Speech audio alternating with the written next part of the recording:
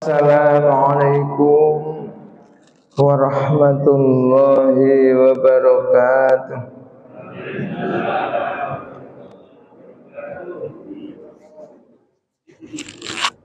Assalamualaikum warahmatullahi wabarakatuh.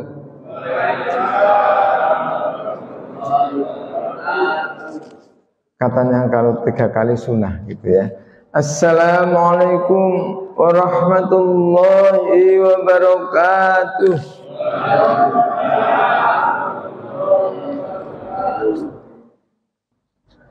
Innal hamdalillah nahmaduhu wa nasta'inuhu wa nastaghfiruh wa na'udzu billahi min syururi anfusina wa min sayyiati a'malina. May yahdihillahu fala mudilla lahu wa may yudlilhu fala hadiya lahu. Asyhadu an la ilaha illallah wahdahu la syarikalah wa asyhadu anna Muhammadan abduhu wa rasuluhu la nabiyya ba'da. Allahumma salli fasalli wa sallim wa barik ala sayyidina Muhammadin wa ala alihi wa sahbihi ajma'in. Amma ba'd. Jamaah salat subuh yang dirahmati Allah, mari kita mengawali kuliah subuh kita pagi ini dengan niatan. Niat ini dalam hati ya, sungguh benar-benar bahwa ngaji kita pagi ini kita ingin mencari ilmu dan memperdalam betul tentang agama, yang kemudian kita niatkan apa yang kita dapat nanti kita implementasikan dalam kehidupan kita nyata. Karena itu dalam kesempatan ini saya mengambil tema ciri utama orang yang benar-benar muslim dan mukmin sejati. Kelihatannya sederhananya, tapi sebenarnya bagaimana menjadi seorang mukmin dan muslim yang sejati itu. Ini kan. Jemaah rahimakumullah, seorang muslim dan mukmin, seorang mukmin dan muslim yang sejati pertama-tama adalah orang yang imannya telah tentram, imannya telah tertanam di dalam hati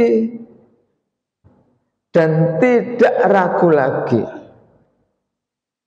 mengenai Allah subhanahu wa ta'ala dan Rasulullah Muhammad sallallahu alaihi wasallam sebagai nabinya. Ya. Itu satu, bahwa dalam hati ini telah tertanam hanyalah Allah lah. Tidak ada ragu-ragu. Hanyalah Allah, Tuhan yang kita imani, yang kita tanamkan dalam hati kita, dan kita tidak ragu lagi. Nah, gampang itu Pak kalau begitu. Nah, coba kita cari. Kita sudah mengimani, kita sudah mendalami, tapi dalam hati kita masih ada keinginan-keinginan berupaya untuk bagaimana aktivitas kita ini ada yang lain. Misalnya orang mengikuti nasihat dukun. Ini berarti masih ada keyakinan lain yang tertanam dalam jiwa kita bahwa wah, mungkin yang disampaikan Pak Bendot itu, mungkin namanya begitu, itu lebih mengenal. Sebab saya mencari rezeki setiap hari ini gak ketok rezeki teko Gusti Allah. Masih ada rasa misalnya seperti itu. Mana setiap hari saya bekerja dapatnya ya itu aja. Barangkali ada Mister Pak Bendot itu mengajarkan saya supaya begini begitu dan lain sebagainya. Nah itu sudah penyelewengan dari keimanan yang tertanam dan tidak ragu lagi serta mengimami Rasulullah sebagai imam kita. Kalau kita mengikuti Rasulullah, ya ikuti apa yang diajarkan oleh Rasulullah. Sunnatullah wa sunnatur Rasulillah. Ada sebuah ayat dalam surat Al-Hujurat ayat 15. Itu demikian. A'udzubillahi minasyaitonirrajim. Innamal mu'minuna alladzina amanu billahi wa rasulih thumma lam yartabu wa jahidu bi amwalihim wa anfusihim fi sabilillah ulaika humus shadiqun. Di dalam surah Al-Hujurat ayat 15 ini ditekankan bahwa innamal mu'minuna alladzina amanu billah wa rasulih. Sesungguhnya orang-orang yang beriman kepada Allah wa rasulihi dan pada Rasulullah Muhammad sallallahu alaihi wasallam. Tsumma lam yartabu. Kemudian mereka tidak ragu-ragu lagi. Tsumma lam yartabu.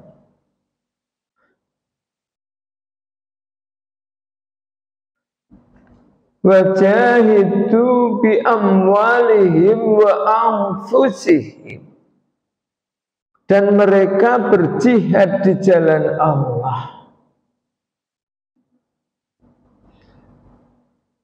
Wajahidu bi amwalihim wa anfusihim fi sabilillah. Benar-benar beriktikad dan memohon pasrah atas segala aktivitasnya semuanya karena Allah, bukan karena Pak Bendot tadi, ya, Pak Dukun. Ya. Ulaika humus shadiqun. Itulah orang-orang yang benar. Bapak Ibu rahimakumullah, ada ibunya ya. Bahwa keimanan kita tidak boleh dicampur. Iman kita tidak boleh dicampur dengan keyakinan-keyakinan lain. Betul. Ya. Betul. Karena keyakinan lain itu berarti musyrik, mensekutukan Allah. Keyakinan dengan kepercayaan-kepercayaan yang lain itu telah melenjani keyakinan dasar atau keyakinan utamanya. Ya. Nah, oleh karena itu jamaah rahimakumullah, ciri yang kedua seorang mukmin sejati adalah ada sambung rasa dengan Allah Subhanahu wa taala. Dan ada gambaran rasa cinta kepada Allah. Ya, jadi ada sambung rasa. Bapak Ibu kalau sholat mungkin diawali dengan takbiratul ikram, kemudian baca doa iftitah. Allahu Akbar kabiran walhamdulillahi katsiran wa subhanallahi bukratan wa asila. Apa yang ada di dalam Bapak Ibu sekalian? Apa yang ada di dalam hati Bapak Ibu sekalian, dan kemudian apakah dalam pikiran kita ada gambaran, perasaan, pemantapan, keyakinan sedemikian rupa bahwa kita adalah ada sambung rasanya dengan Allah. Ada sambung rasanya dengan Allah. Kadang-kadang kita takbiratul ikram awal sudah Allahu Akbar, tanam betul. Biro walhamdulillahi katsiran, hatinya terungkap rasa cintanya kepada Allah dan benar-benar bahwa apa yang dia sampaikan itu nanti berharap kepada Allah. Tapi hati kita sebenarnya harus menghayati apa yang kita ucapkan, justru pikiran kita yang lain. Wala iku mau kompore rung dipateni. Kok kompor? Iya, karena ibu-ibu masak di dapur tadi. Krungu adzan cepet-cepet budal. Waduh. Gimana? Pikiran-pikiran yang seperti inilah yang mengganggu. Pikiran-pikiran seperti inilah yang sangat merusak keimanan kita kepada Allah Subhanahu wa taala, keyakinan kepada Allah Subhanahu wa taala. Pribadi kita. Ya. Kalau tidak kompor ya waduh. Gembok rati jepretno. Ya apa anak wong mlebu. Mungkin kita tidak sadar ya, suatu saat, tapi itu sering tercermin dalam apa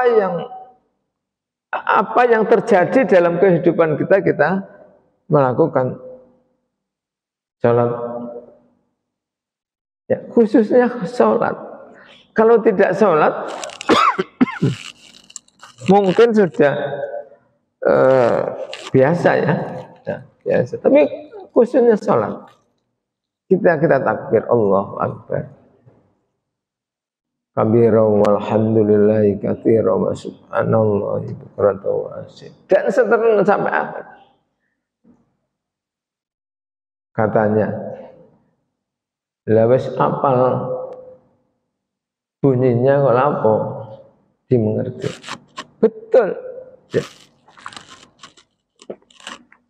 Kita hafal salat.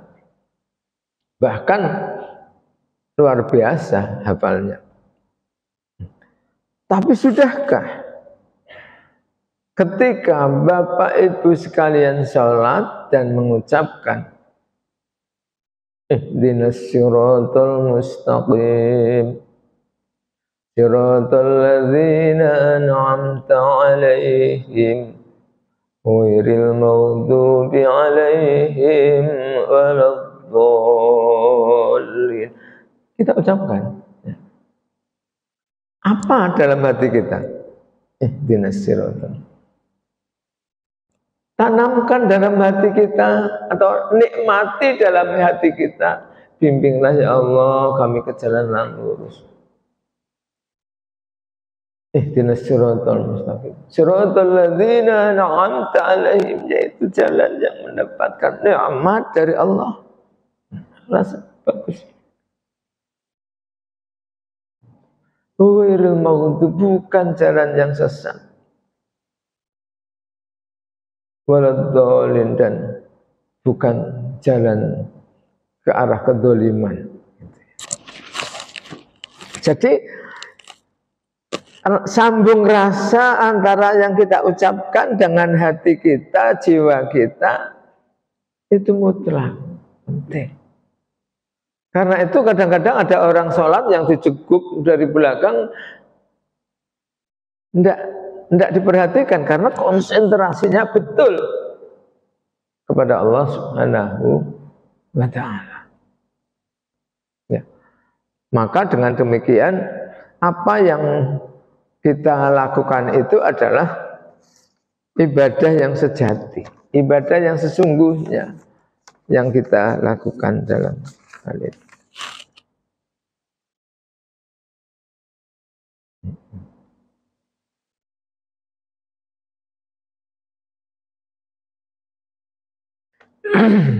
Ya. Yang ketiga, jamaah rahimakumullah. Nah, ini kelanjutannya. Yang ketiga, seorang mukmin muslim sejati itu adalah khusyuk dalam sholat. Ya. Khusyuk dalam sholat. Tentu Bapak Ibu sudah menjalankan itu semuanya. Khusyuk itu kayak apa sih? Nah, khusyuk tidak seperti yang saya sampaikan di depan tadi, yang bahwa dalam sholat kita tidak memikirkan sesuatu di luar konteks kita berhubungan dengan Allah Subhanahu wa ta'ala. Ya.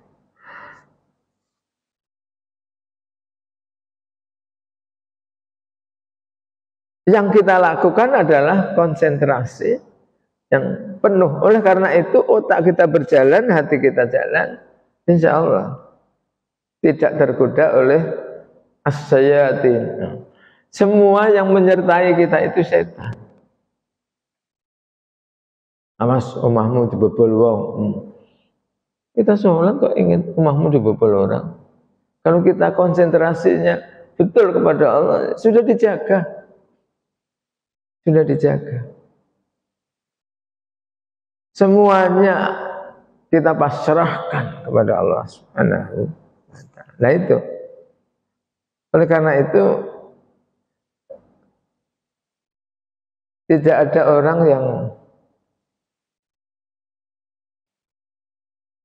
yang tidak aman dalam kehidupannya jika kehidupannya, nah kalau kehidupan kita sudah berjalan umum ya, kehidupannya itu sambung kepada Allah Subhanahu wa ta'ala.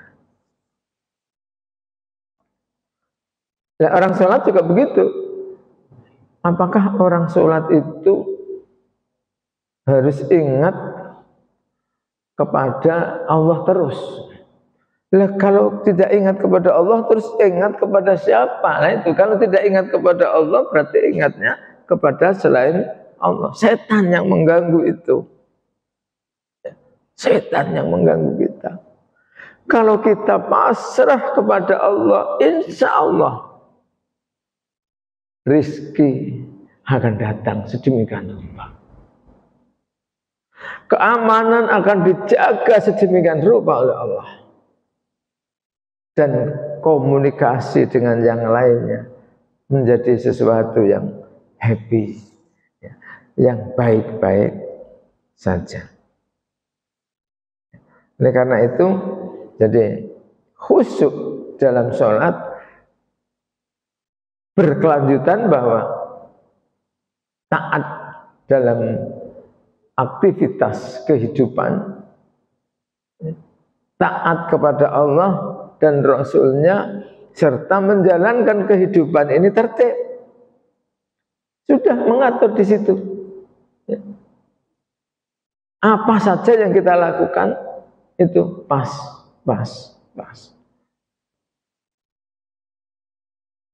Kalau manusia lupa sedikit-sedikit itu kan masalah keduniaan.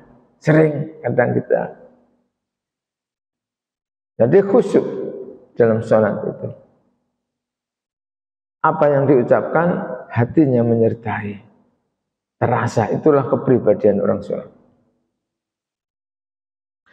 Ciri yang keempat, orang yang menjadi seorang muslim yang sejati adalah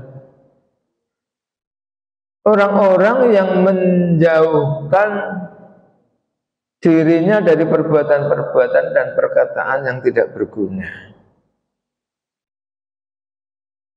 Perbuatan, perkataan yang tidak berguna.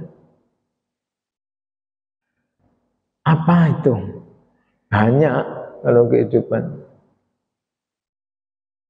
Kita berjalan berdua ngomong-ngomong dengan teman, tahu-tahu enggak sadar ngrasani koncone,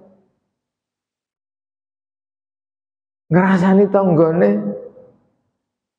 mencacat temannya.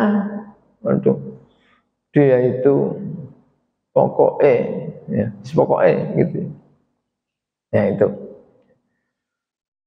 Jadi diri kita harus kita jauhkan dari perbuatan-perbuatan yang tidak berguna.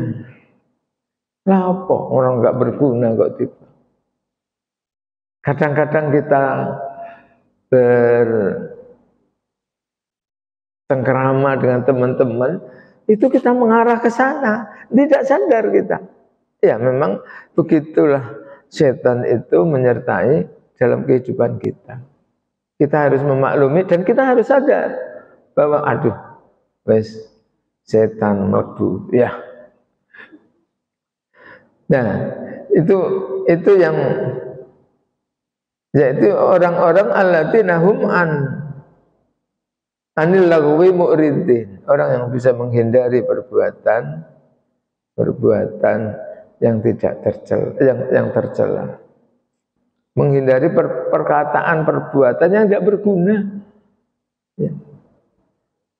Dalam ayatnya alladzina hum anil lagwi mu'ridin. Nah, setelah semuanya tertib, Bapak Ibu, kehidupan kita tertib, kita tanam rasa cinta, kita tanam hormat, kita hargai yang satu dengan yang lainnya, kemudian kita tidak begitu mudah berbicara hal-hal yang bisa mencela orang lain, maka disitulah seorang muslim, karena memang harus begitulah seorang muslim. Maka kita mengalih ke tindakan-tindakan apa yang harus kita lakukan. Walladzina hum lizzakati fa'ilun, orang yang menjaga atau orang yang menunaikan atau memelihara hartanya dengan mengeluarkan zakatnya. Kadang-kadang saya tanya kepada orang, Bapak sudah zakat? Udah, zakat fitrah itu setiap bulan Ramadan. Kok zakat fitrah? Harta Bapak yang melimpah ruah, rumahnya yang besar, apa dulu waktu setelah bangun Bapak juga mengeluarkan zakatnya? Nah lapo loh, nah kok lapo? Waliz zakati fa'il, kita harus mengeluarkan zakat itu setelah kita atau pada saat kita membangun rumah. Kita hitung berapa? Waduh ya akeh Pak. Nah, bukan, jangan gitu ya. Rumah itu adalah penghasilan kita. Maka kita keluarkan berapa? Sedikit. 2,5%. 2,5%. Penghasilan kita setiap tahun kita hitung berapa kita keluarkan. Kalau mungkin eman keluarkan 1 tahun sekali zakatnya, wah lah gede. Keluarkan setiap bulan. Paling 500, 200, 100 ya. Kan cuma itu. Tidak sekian 1 tahun sekali mengeluarkan uang sekian juta atau sekian puluh juta. Aduh. Kabotan. Itu penyakitnya. Ya. Maka kita sebenarnya mestinya di masjid kita ada ruang zakat. Atau ya ruang satu masjid ada ruang zakat, ada petugasnya. Jadi ketika ada orang ingin menunaikan zakat, siap. Masjid Nurul Islam menerima zakatnya umat Islam di RK 5. Hebat masjid kita punya itu. Bukan zakat hanya dilakukan pada bulan Ramadan. Kalau penghasilan orang kita mulainya kan setahun sekali harus dikeluarkan zakatnya itu. Kalau dia genap setahunnya pada bulan Syawal bagaimana? Syawal dekat panitia. Bagaimana kalau bulan Suro? Apa Suro itu? Muharram. Suro. Bulan Muharram. Bagaimana kalau bulan Safar? Nah, gitu. Oke. Zakat ya. Kita belum menyediakan tempat untuk itu. Ya. Yang kelima adalah alladzina hum li furujihim hafidun, orang-orang yang menjaga kemuliaannya. Menjaga kemuliaan itu bukan sombong ya. Wah, aku ini sing iso kuwi, bukan itu. Menjaga diri dari sifat hina. Masa wong sugih melo antri apa itu? Beras beras sedekahnya orang. Ya enggak lah. Atau karena wah gengsi saya, jangan. Tidak begitu juga enggak boleh, tapi kita simpati, kalau perlu kita terjun ikut membantu dalam pelaksanaan itu. Ya. Terbit jam 5.30 ya. Oh ya, masih ada waktu. Jadi Bapak Ibu sekalian, orang yang menjaga kemuliaan dirinya, orang yang menjaga dirinya tetap dihormati orang, ya, tidak dilecehkan. Ya. Nanti ada kesempatan dialog Pak ya. Yang ke-7 adalah orang yang menjaga amanah-amanah yang dipikul dan janji-janji yang disampaikan. Amanah. Ya. Kalau sebagai ketua RT, kalau sebagai ketua RW, kalau sebagai ketua takmir, kalau sebagai ketua pengajian ibu-ibu, bagaimana amanah itu dijaga? Amanah yang menjadi bagian daripadanya untuk disalurkan, disampaikan kepada orang yang tidak mampu. Kok malu Pak? Ada tetangga saya, masa saya harus memberi? Caranya, ya. Terima kasih. Caranya, kalau kita ingin menjaga diri dari bahwa kita adalah orang yang mulia, dalam arti bahwa kita jaga perbuatan kita dari perbuatan-perbuatan tercela, kita jaga amalan kita, apa yang kita lakukan dengan yang bisa menyinggung orang lain, yang bisa menjelekkan orang lain, yang menjadikan orang kecewa. Ini yang sulit. Kadang-kadang kita ucapkan apa yang kita sampaikan, orang lain kecewa. Kita tidak sadar bahwa kita menyinggung perasaan orang lain, meremehkan. Alah wis biasa, mosok gak gelem, kan gitu ya. Ada orang yang karena apa yang kita ucapkan tersinggung. Ada orang langsung menjawab, tapi ada orang yang dipendem dalam. Itu malah dosanya gede. Kita merasa dihinakan atau kita merasa dijelekkan dan lain sebagainya, tapi yang menyampaikan tidak terasa. Nah ini, oleh karena itu Bapak Ibu sekalian, kalau kita bisa menjaga itu, ya, sungguh amat luar biasa. Jadi orang-orang yang menjaga amanah yang dipikul, ya, amanah yang dipikul, apa saja. Sebagai ketua RT, apa yang harus dilakukan? Nek perlu bantu. Bagi ketua RW, apa yang bisa bantu untuk kegiatan-kegiatan yang kesejahteraan masyarakat, yang berguna untuk umum. Dan terakhir Bapak Ibu sekalian, kayaknya ini sudah waktunya dialog ya. Orang yang memelihara sholatnya secara konsisten. Ini semua kita berupaya untuk itu.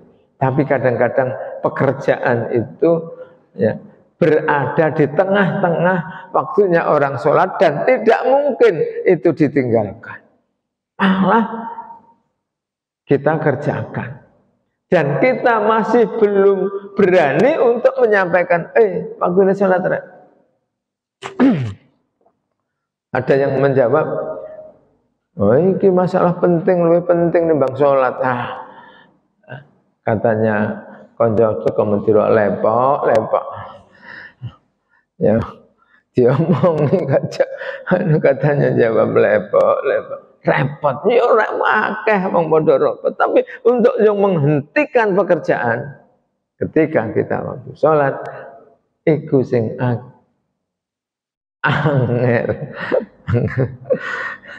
Jadi begitu Bapak Ibu sekalian.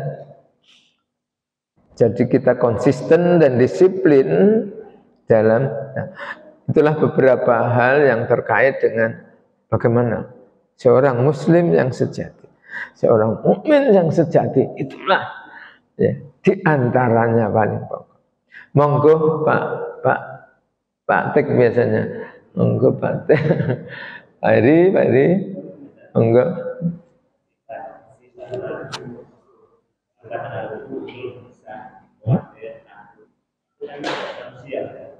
Gimana Pak? Ya. Kalau kesah. Ya.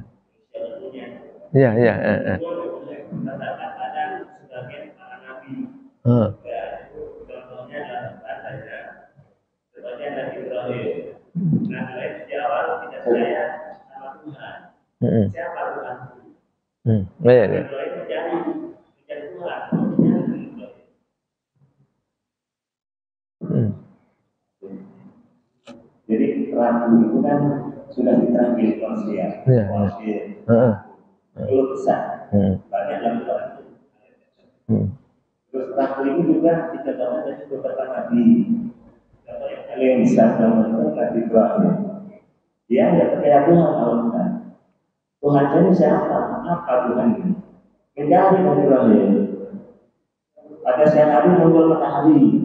Oh itu Tuhanku matahari itu. Pada malam hari muncul bulan. Itu Tuhanku bulan. Sampai bertahap dari sampai Ibrahim. Anda tahu siapa Allah, Tuhan yang Maha Esa. Itu pun Nabi masih ragu. Jadi ragu-ragu saja, masih ragu. Apa kekuasaannya Allah itu? Apa kemampuan Allah itu? Kenapa Allah harus saya sembah? Sampai Allah terakhir, kamu masih ragu sama saya. Akhirnya Allah meminta Nabi Ibrahim tangkap 4 ekor burung. Dapat cacah 4 ekor burung jadi burung. Dapat burung itu kamu taruh di bukit-bukit terpisah. Allah memberikan gambaran akhirnya burung kembali jadi utuh burung. Baik, itu adalah kata. Jadi sebenarnya ragu itu memang harus kita ganti dan harus kita perbaiki, cari. Contoh kita sejak bangun tidur, saya bangun tidur, saya takut tidak bisa makan, takut sinyal terputus, takut mati juga ya. Tapi kembali lagi Ustaz, terus yang kedua masalah musuh tadi, musuh itu sebetulnya sudah kita dapat Ustaz.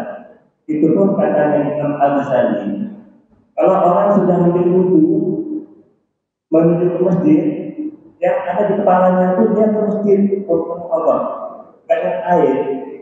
Saya merasakan itu, saya bangun tidur, saya duduk tunggu subuh, jalan kaki ke masjid, itu kata Imam Ghazali sudah dapat 50% separuh usul sudah dapat.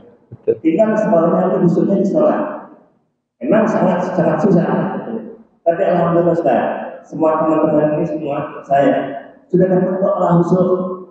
Usul dapat tiap hari tiap masjid. Ya, mohon terima kasih. Saya jawab dulu ya. Terima kasih Pak Tek. Oh ini dibuka aja, blok aja nggak apa-apa Bu. Nah gitu. Oh ya biar ngamping aja. Terima kasih Pak Tek. Jadi memang ragu itu menyertai kita. Ya.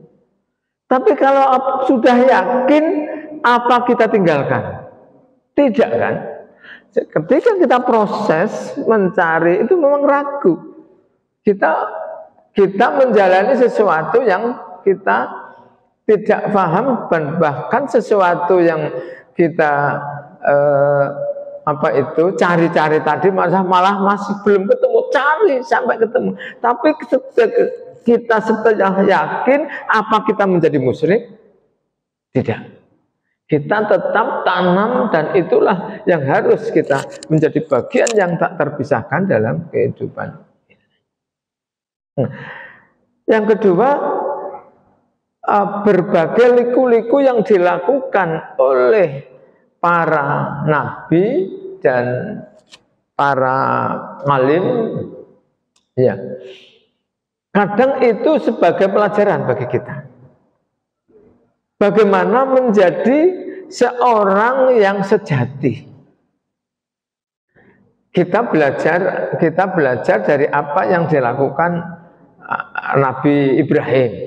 Kita belajar dari apa yang dilakukan Nabi Musa. Tapi itulah pelajaran dari Nabi Ibrahim dan dari Nabi Musa, Nabi Muhammad dan lain sebagainya, dari keraguan untuk menjadi keyakinan.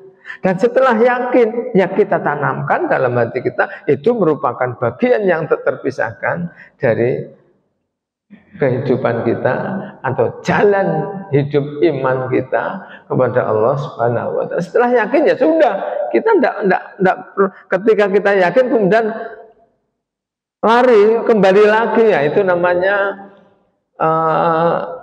ya sudah menghindari keyakinan, itu kan sudah murka namanya, ya sudah menjadi orang sesat, orang zalim dan lain sebagainya. Kira-kira begitu. Monggo Bapak yang lain.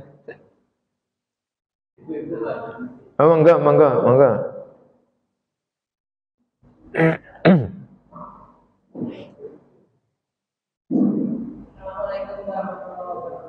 Waalaikumsalam warahmatullahi wabarakatuh.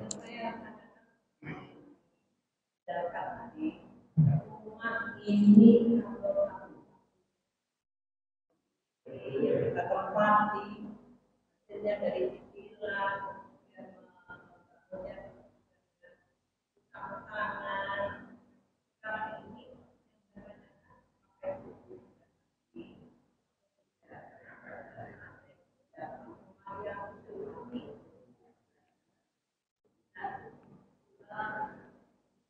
Kalau memang harus didapati, saya pun sesuai dengan nilai baru.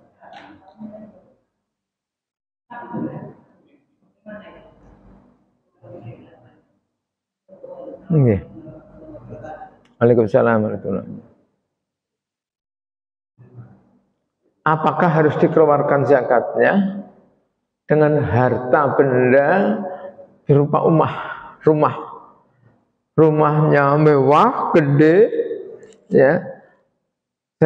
Tapi sekarang tidak artinya mempunyai penghasilan yang segede itu, gitu ya Bu ya. Apa kita harus berkewajiban untuk menzakatinya? Ya. Halak tak dol mahkum, tidak. Ya. Caranya bagaimana? Hitung, ya, rumah ibu, ya, kemudian ibu berapa bisa mengeluarkan zakat? Misalnya setahun mengeluarkan 100.000, padahal ibu zakatnya kira-kira ada 5 juta gitu. Berapa itu? Ya dicicil aja semampunya.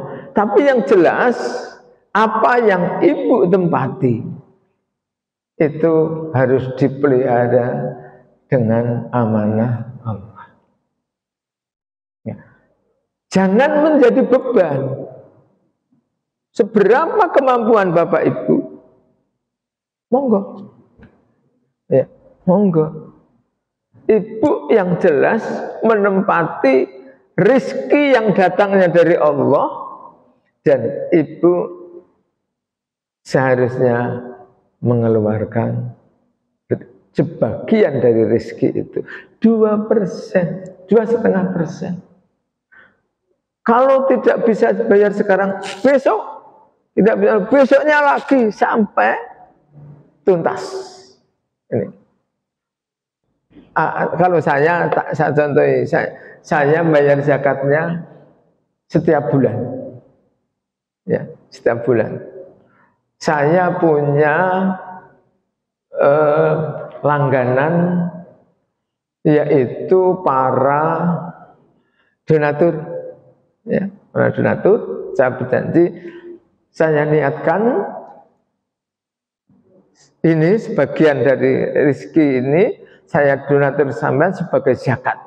Hitung atau catat ini sebagai zakatnya.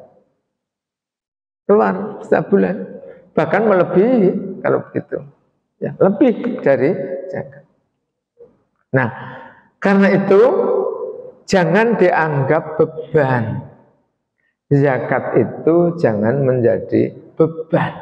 Tapi itu zakat itu adalah sesuatu yang otomatis terhadap rezeki yang datangnya dari Allah Subhanahu wa taala. Kalau belum bagaimana? Monggo, ya, monggo pelan-pelan kita mengalir dalam hidup ini. Ya.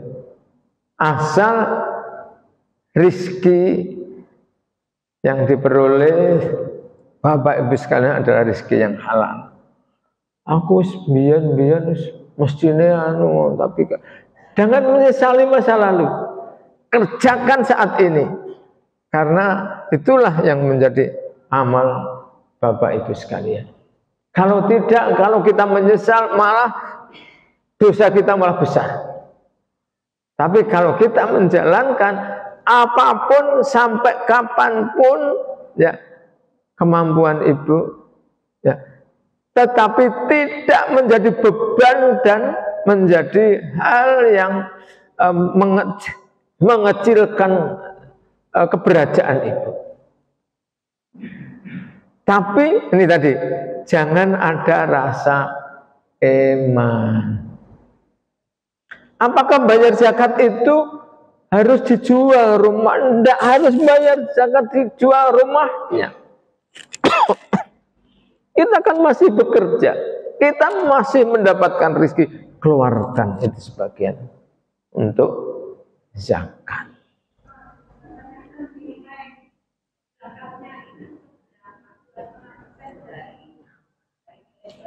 Ya, ya, 2,5% dari nilai rumah itu, ya, dengan nilai sekarang. Jangan dulu 2,5%, masa dulu yang enggak. maaf. Kalau ingatnya sekarang, Bu. Kalau ingatnya baru sekarang. Bagaimana kalau rumah saya itu 10 miliar? Iya, tak? Kalau rumah saya itu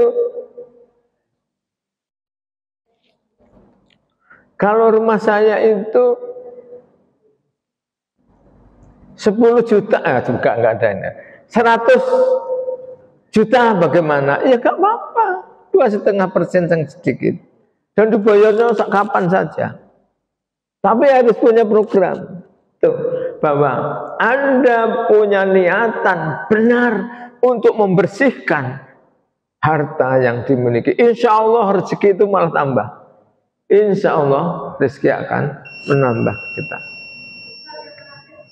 Ya. Ya, monggo. Biar suaranya agak keras, Bu. Nah.